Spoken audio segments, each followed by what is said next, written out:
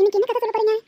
இன்னைக்கு அம்மா உங்களுக்கு கோபத்தை பத்தி ஒரு கதை சொல்ல போறேன். ஏன்னா பெரியவங்களுக்கு கோபம் வருதோ இல்லையோ, உங்களை மாதிரி சின்ன பசங்களுக்கும் இள வயசு பொண்ணு பசங்களுக்கும் தான் கோபம் அதிகமா வருது. அதனால அம்மா இன்னைக்கு உங்களுக்கு கோபத்தை பத்தி சொல்றேன்.